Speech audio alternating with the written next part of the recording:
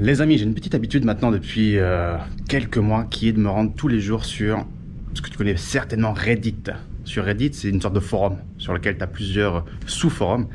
Et il y en a un que j'aime bien aller regarder, c'est celui qui parle des dividendes. Of course, je sais pas pourquoi je prends l'accent anglais. Celui qui parle des dividendes, il y en a un autre que j'aime beaucoup qui s'appelle FatFire.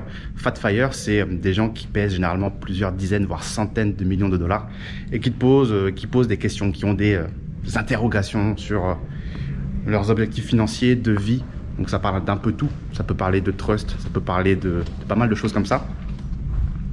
Et c'est assez intéressant, même si ce sont des niveaux sur lesquels je ne suis pas encore. Il y a vraiment des réflexions très intéressantes sur l'objectif de l'argent, l'intérêt d'avoir autant, à quoi ça sert, c'est quoi la finalité, quand est-ce qu'il faut s'arrêter, quand est-ce qu'il faut profiter, etc. Mais bref, en tout cas, en lisant ces forums, notamment celui sur les dividendes, je me suis rendu compte que pour beaucoup de gens, et c'est souvent beaucoup d'Américains qui sont sur Reddit, pour beaucoup de gens, n'avoir ne serait-ce que 1 million de dollars à 30 ans dans les actions à dividendes, ça semble être quelque chose de totalement, on va dire, what the fuck, pas possible, où les gens sont très surpris, se demandent si comment t'as fait en fait, tout simplement. Et je me disais en parallèle que j'ai pas le sentiment que ce soit un résultat incroyable. Alors toi, tu vas peut-être me dire, Raph, t'abuses, 1 million évidemment à 30 ans, ça veut dire que t'as potentiellement gagné quand même un peu d'argent, réussi à épargner et à investir cet argent. Certes, mais c'est bizarre. Alors peut-être qu'on s'habitue à ce qu'on a, hein. Peut-être que c'est un très mauvais réflexe de l'être humain de se dire que ce qu'on a est considéré comme étant acquis et que ça nous impressionne plus énormément. Mais je me dis au final, je suis pas si intelligent que ça. J'ai pas l'impression d'avoir avancé si vite que ça, notamment par rapport à certains. J'ai pas l'impression d'être plus intelligent que la moyenne. J'ai parfois l'impression d'être un peu feignant, d'être un petit peu à la ramasse parfois par rapport à d'autres personnes qui ont, je sais pas, qui percutent plus vite ou qui avancent un peu plus vite. Et pourtant, j'ai quand même l'impression, j'ai quand même le sentiment d'avoir plus que la moyenne. Et je me disais, mais qu'est-ce qui fait que, en fait, tu as réussi à mettre 1 million dans cette stratégie, puisque les dividendes, c'est une chose, mais j'ai investi aussi en immobilier, en crypto, en start-up.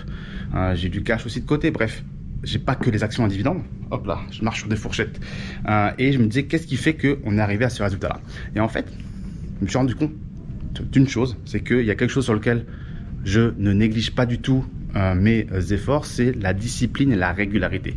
C'est-à-dire qu'il n'y a pas un jour de l'année sur 365 où je n'ouvre pas mon ordinateur pour faire ne serait-ce que le minimum vital, ou me rendre dans un café pour faire ne serait-ce le minimum vital sur mon business, sur l'entretien de mon patrimoine, sur la gestion de mes investissements, etc. Et il y a aussi également une chose que je fais systématiquement, c'est que tous les mois, j'investis dans des actions à dividendes, sans aucune faille. Ça veut dire que ça fait des années que je fais ça maintenant et j'ai pas arrêté un seul mois, même s'il y a des mois où j'investissais moins d'argent parce que c'est pareil, hein, être entrepreneur, des fois tu gagnes beaucoup, des fois tu gagnes un peu moins. Tous les mois, sans aucune exception, j'ai investi du capital. Donc des fois c'était des gros chiffres, des fois c'était un peu moins des gros chiffres, mais je l'ai fait. C'est-à-dire que voilà, ça m'a permis de lisser et de continuer d'avancer dans ce chemin de l'investissement. Et en fait, ça m'a rappelé un livre que j'ai lu à mes tout débuts dans l'investissement quand on était en 2014-2015, un livre qu'on me recommandait souvent et que j'ai lu du coup, c'était L'effet cumulé de Darren Hardy. Je te mets d'ailleurs à l'écran un petit schéma qui reflète vraiment très bien cette idée d'effet cumulé. Alors je sais pas si l'image vient du livre ou pas, mais je l'ai trouvé sur Google, qui te montre qu'en fait la puissance des petits effets cumulé sur le long terme peut avoir un impact totalement différent sur 3 personnes. Et tu vois bien qu'à la fin, au fur et à mesure des mois et des années même, on se rend compte que quelqu'un qui a fait des efforts réguliers et quelqu'un qui n'en a pas fait, n'a pas du tout le même résultat à la fin, que ce soit en termes d'argent, de santé, de relations aux autres, de bonheur, de succès, de tout ce que tu peux vouloir mesurer dans ta vie et de tout ce qui t'importe. Mais c'est vraiment cette discipline et les petits effets qui produisent de gros résultats. Ça peut paraître bateau, mais je me suis dit, en fait, j'ai réfléchi, ça fait vraiment plusieurs jours que je me dis, qu'est-ce qui fait que finalement, on a peut-être plus que la moyenne. Je pense vraiment que ce sont les petits résultats qui, en fin de journée, tous les jours, te font pas dire que tu as fait quelque chose de fou. Parce qu'il y a plein de jours où je me dis, aujourd'hui, j'ai pas forcément fait grand-chose, mais je l'ai fait. Et ces petits résultats, ces petites actions finalement, cumulées, produisent des résultats quand même plus ou moins sympathiques. Alors évidemment, les actions à dividendes, le gros problème, c'est qu'il y a souvent un gros passage à vide pour beaucoup de personnes qui ne comprennent pas que ça peut avoir un très très gros impact sur le long terme. Et ce qui se passe, c'est que, ça je le vois aussi beaucoup sur Reddit, beaucoup de gens qui, outre-Atlantique, se disent oui, les dividendes c'est bien, comme en France, mais le temps que ça prend, ça décourage entre guillemets. Et en fait, c'est ça, c'est que comme toute nouvelle chose, t'as un petit peu cet effet lune de miel, toi. Là, il y a des gens qui se marient dans cet hôtel-là en bas. Bon, voilà, c'est un peu l'effet lune de miel, toi. Tu te maries avec ta femme, tout va bien, tout est beau, tout est rose, la famille est là, on s'aime, c'est l'amour fou, on a des projets. C'est l'excitation du début qui malheureusement, je ne leur souhaite pas, mais va tôt ou tard, plus ou moins rapidement, disparaître. Ça arrive pour tout. Là, on parle d'un mariage, d'une relation amoureuse, le fait d'avoir trouvé sa femme ou son mari. Mais pareil, demain, tu achètes la voiture de tes rêves, une GT3 RS, une Lamborghini, une Rolls-Royce. Tu vas kiffer les premiers jours, les premiers mois. Et même là, si tu me dis tout de suite, c'est impossible que je ne kiffe plus, ça va devenir normal. Ça va devenir ta routine, ça va devenir ton quotidien. Et tu vas porter beaucoup moins d'attention à ta nouvelle voiture. Pareil, moi, quand j'avais 14-15 ans, que je jouais aux jeux vidéo Call of Duty, je pouvais me connecter tous les jours, plusieurs heures par jour, facilement, pour y jouer avec mes potes. Je me rappelle même qu'avant d'aller au collège, au lycée, je me levais 1 heure plus tôt le matin pour pouvoir réussir à jouer 1 heure.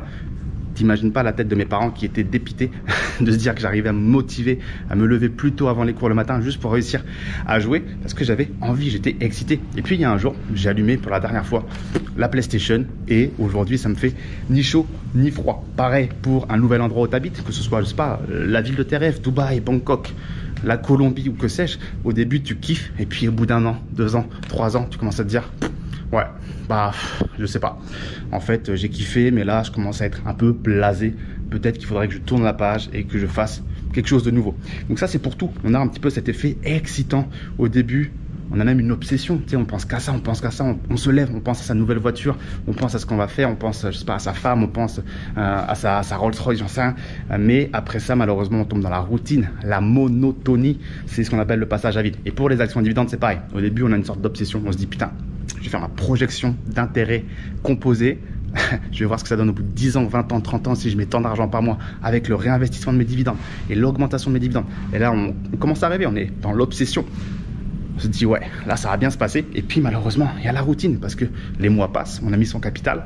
Au début, on a touché quelques centimes. Mais, putain, quelques centimes, quelques euros, on fait quoi aujourd'hui avec ça? Et c'est le passage à vide.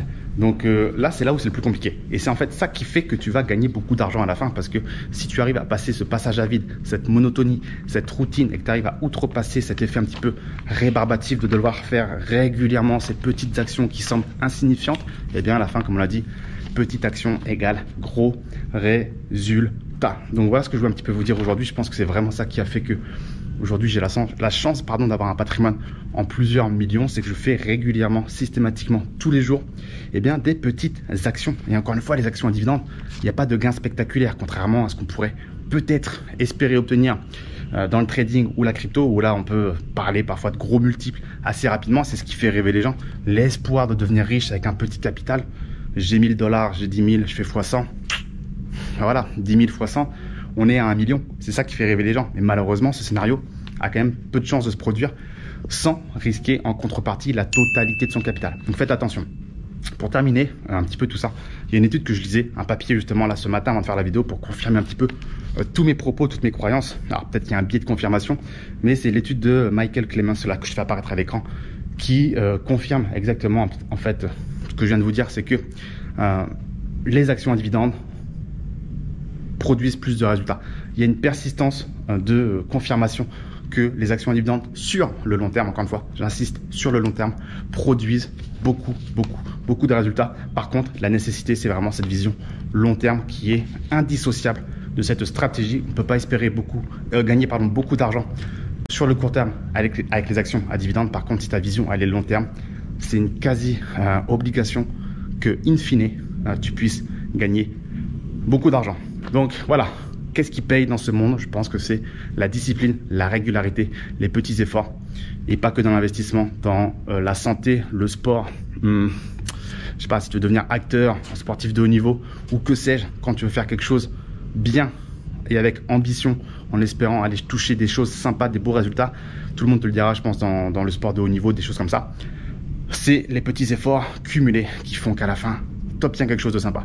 Bref les amis, c'est la petite réflexion du jour en ce dimanche, ici à Jakarta, en Indonésie. Je tourne en rond dans cette longue pièce. Je sais pas combien de tours j'ai fait.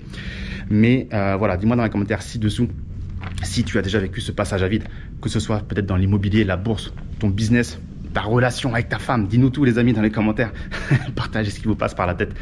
Lis bien la barre de la description également, il y a beaucoup de ressources qui devraient pouvoir t'aider pour investir justement dans ces fameuses actions à dividendes, du format livre avec un livre de 700 pages que j'ai écrit à ce sujet, de la formation, du service pour découvrir mon portefeuille. Bref, tout est dans la barre de description les amis et je vous dis à très vite en direct de Jakarta.